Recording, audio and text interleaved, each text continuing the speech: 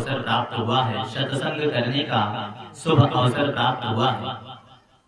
शास्त्रों में ऐसा कहते हैं, यह जब भगवान की विशेष कृपा हमारे ऊपर होती है, विशेष कृपा, तब कहीं जाकर हमें सत्संग का लाभ मिलता है।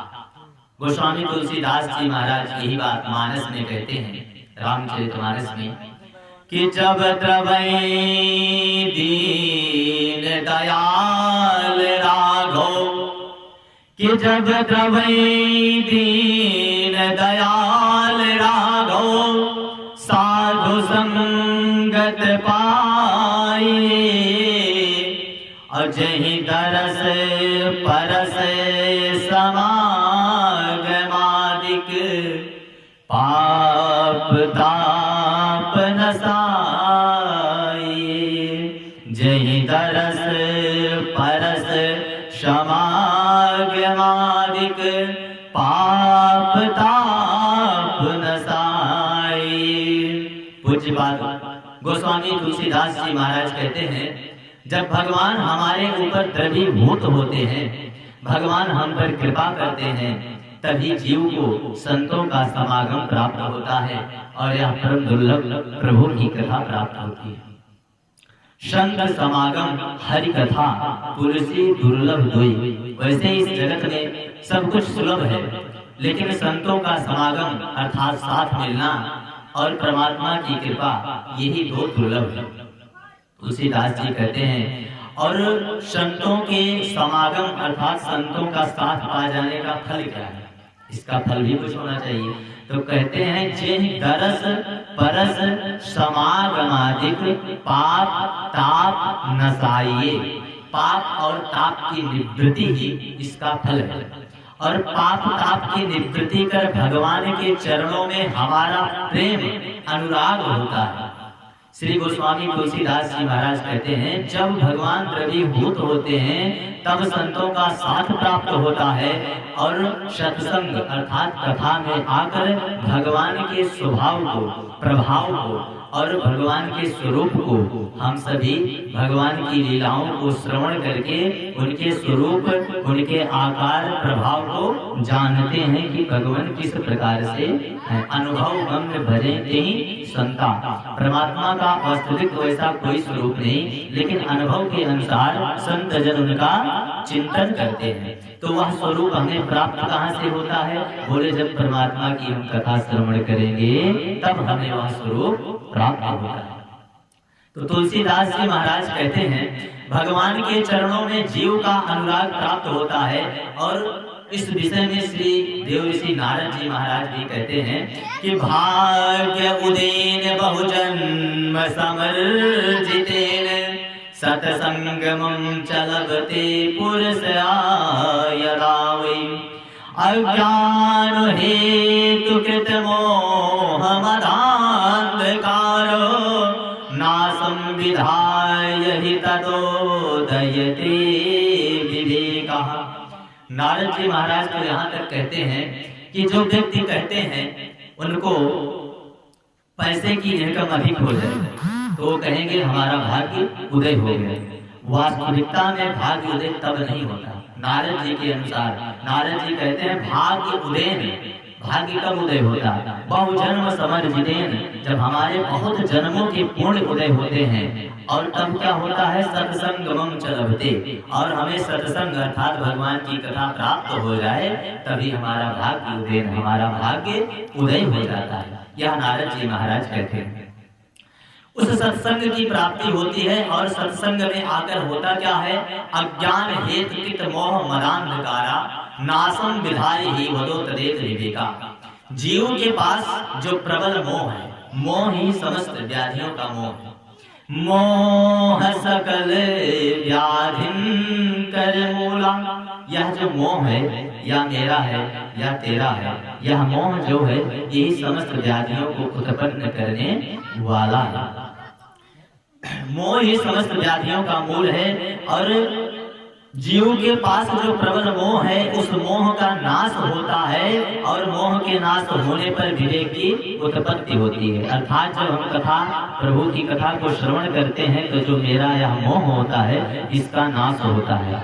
किसी संत का कथन है कि कथा सुनत मुर्दा जरत और होए बैराग तुरंत।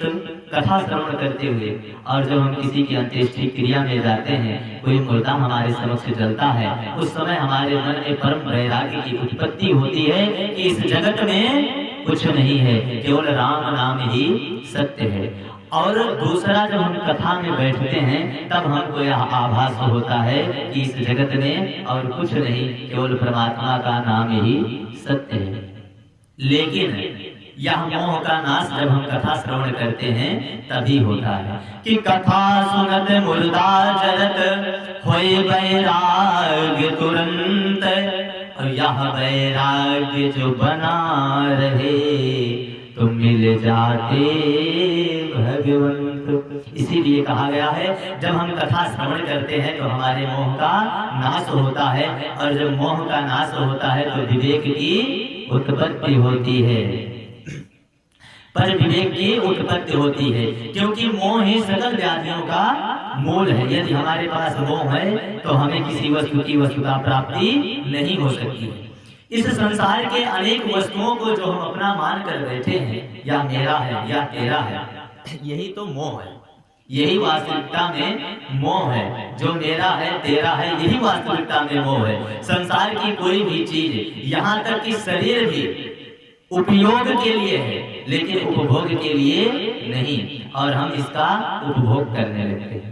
उपयोग करने तक तो सारी बातें सही हैं, लेकिन उपभोग पर सारी बातें सही नहीं है। उपयोग अर्थात जैसे प्रभु ने हमको मुख दिया है तो हम इसका उपयोग करते हुए परमात्मा का नाम लें, लेकिन जब हम इसका उपभोग करने लगते हैं तो अनेकों प्रकार की रसोमयी पदार्थ खाने की हमारे मन में इच्छाएं होती रहती हैं और हम उसको मार नहीं पाते। धीरे धीरे करके मोह में फंसते हुए चले जाते हैं और हमारा विवेक शून्य हो जाता है। जैसे किसी शराबी को पीने की एक बार लत लगी, यह उपभोग है, उपयोग नहीं है। शराब पीना मुख का उपभोग करना है, उपयोग करना नहीं।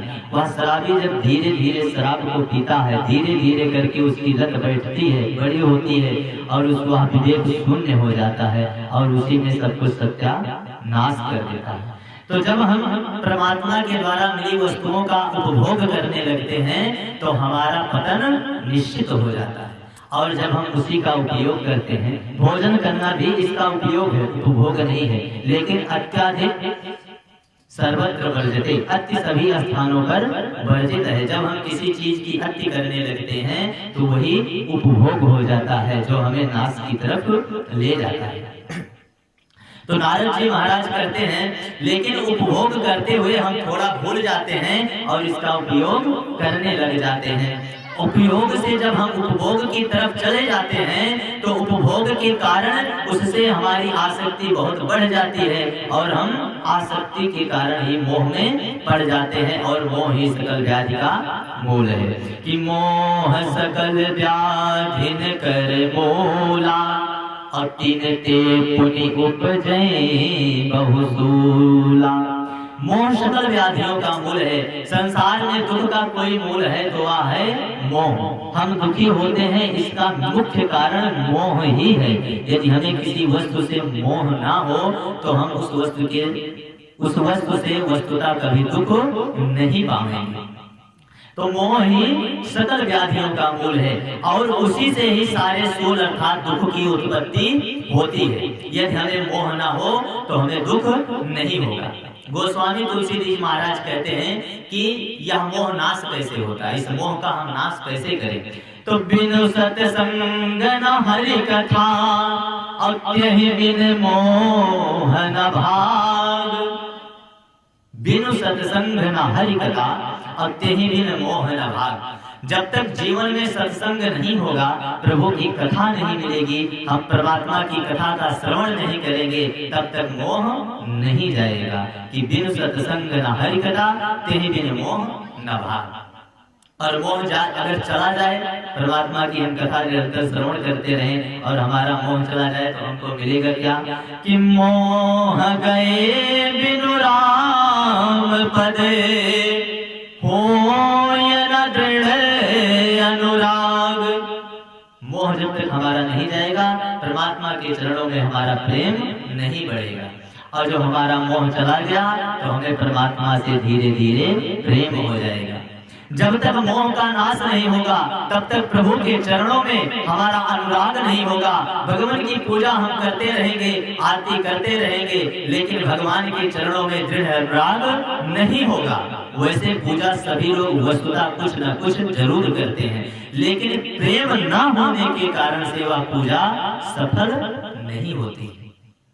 प्रेम ही मुख्य है, बिना प्रेम के परमात्मा रीझते नहीं है। प्रेम जगत में सार और कछु सार नहीं। प्रेम ही इस जगत का सार है और इस जगत में कोई सार नहीं है। तो प्रभु की कथाओं का बार बार सुनते रहने से ही हमारे मोह का नाश होता है। भगवान शंकर ने भी श्री राम जी से सत्संग की प्राप्ति मांगी थी।